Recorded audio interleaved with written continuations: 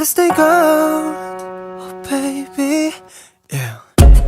미와코 타키 나 moonrise 고요히 머네 무라나이 특히 아카리오 다요리 느낌이는 모토의 hide and seek. Hai, semua sejahtera. Topik hari ini ialah orang Jarawa di Pulau Andaman yang menjadi mangsa perniagaan safari manusia.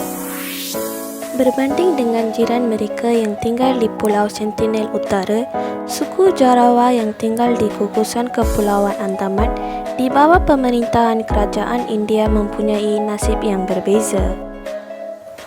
Orang Sentinel yang tinggal dilindungi kerajaan mereka daripada diganggu dunia luar, tetapi bagi orang Jarawa, perlindungan serupa tidak diberikan.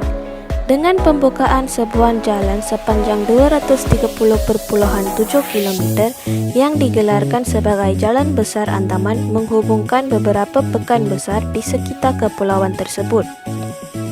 Jalan itu memendekkan masa perjalanan yang sebelum itu mengambil masa 10 hingga 12 jam, membantu membangunkan pekan-pekan kecil di sekitarnya.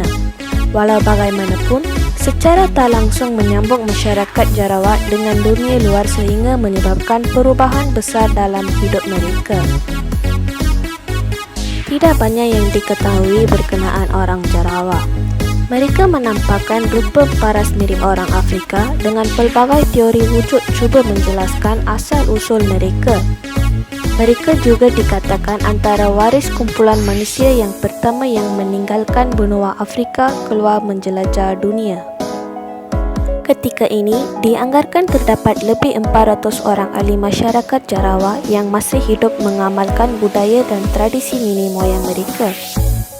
Daripada jumlah keseluruhan mereka, sekitar 40 atau 50 orang individu akan diletakkan dalam satu kumpulan yang dinamakan cadas. Cadas bererti rumah. Setiap hari dengan menggunakan peralatan seperti busur dan anak panah, mereka akan memburu hasil hutan seperti babi dan kura-kura atau ikan, ketam dan belut di lautan untuk dijadikan makanan. Buah-buahan, akar kayu dan madu turut sama menjadi sebahagian daripada keperluan rutin mereka. Berikutan pembukaan jalan besar yang menghubungkan mereka dengan dunia luar, beberapa kajian terhadap orang Jarawa telah berjaya dijalankan. Sangat mengagumkan apabila diukur tahap kondisi badan mereka sentiasa berada dalam keadaan optimal. Mereka juga mempunyai pengetahuan yang mendalam berkenaan lebih 150 jenis tumbuhan dan 350 spesies haiwan. Pembinaan jalan besar itu menyedarkan masyarakat Jarawa berkenaan kelompok manusia lain yang ada. Satu insiden pada tahun 1996 menjadi pencetus kepada permulaan komunikasi. Seorang pemuda Jarawa bernama Enmai patah kakinya semasa keluar mencari makanan dan dikejarkan ke hospital. Selepas mendapat rawatan, Enmai pulang dan menceritakan kepada sukunya tentang dunia luar. Kejadian itu mengubah pandangan orang Jarawa serba sedikit. Beberapa individu Jarawa mula memberanikan diri meninggalkan kawasan hutan mereka, berkunjung ke pekan dan penempatan terdekat. Keterbukaan ini menyebabkan kerajaan India mula mewujudkan hubungan rasmi dengan komuniti Jarawa pada tahun 1997. Bagaimanapun, masalah kecil mula timbul di kalangan orang Jarawa akibat hubungan ini. Semakin ramai anak muda mereka mula berjinak-jinak dengan rokok, alkohol dan apa saja yang boleh memberikan keseronokan. Walaupun begitu, jika dibandingkan dengan masalah sebenar mereka, keseronokan yang mula ditagih anak muda mereka agak kecil saja kesannya. Mula menjadi buah mulut orang ramai, nama masyarakat Jarawa mula disebut-sebut sebagai salah satu tarikan pelancongan. Bagaimanapun, kerajaan India cuba melindungi masyarakat tersebut dengan menempatkan pegawai polis bagi melindungi kawasan mereka. Pihak berkuasa didapati menyalahgunakan kedudukan mereka untuk mendapatkan habuan, mengaturkan lawatan rasmi pelancong ke dalam penempatan orang Jarawa dengan bayaran yang agak tinggi, sekitar RM1,250 untuk setiap satu ekspedisi. Dengan menaiki bas, kumpulan pelancong tadi akan dibawa sehinggalah ke penghujung Jalan Besar Andaman, di mana kebiasaannya komuniti Jarawa akan berada di tepi jalan. Apa yang lebih menakutkan, orang Jarawa yang ada di tepi jalan seakan-akan sudah dilatih untuk meminta daripada pelancong apa sahaja seperti pengemis.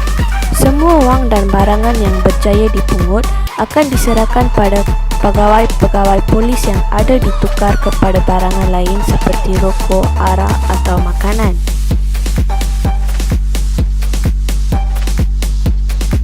Gelagat pelancong di dalam bas juga memalukan. Melihat sendiri di depan mata orang Jarawa, ramai yang mula melontarkan biskut atau pisang kepada mereka seolah-olah mereka berada di safari yang melaparkan makanan. Semakin lama, kawasan pertanian dan perlandangan yang diusahakan oleh pengusaha mula mencerobohi kawasan tempat tinggal orang Jarawa. Satu usaha memindahkan mereka pada tahun 2004 gagal dan kerajaan India memutuskan untuk membiarkan saja orang Jarawa di lokasi asal mereka dengan kawalan ke atas mereka diperketatkan. Proses asimilasi orang Jarawa ke dalam masyarakat India sehingga ke hari ini tidak dilakukan kerana tidak ada kemahuan daripada orang Jarawa untuk meninggalkan cara hidup mereka. Usaha kerajaan India bagi melindungi orang Jarawa harus dipuji. Selepas mahkamah memutuskan untuk menutup sebahagian daripada jalan besar Andaman pada tahun 2002, namun larangan itu tidak diendahkan menyebabkan jalan itu terus digunakan, termasuklah aktiviti safari manusia yang popular itu. Sebuah video tahun 2012 yang ditangkap pelancong memaparkan beberapa orang gadis Jarawa diminta menari untuk mendapatkan hadiah, membuka lebih banyak diskusi tentang nasib yang menimpa orang Jarawa. Pada tahun 2013, kempen yang dijalankan berjaya mewujudkan larangan penggunaan jalan tersebut secara berleluasa dengan hanya 4 kali laluan dibuka bagi kegunaan setiap hari.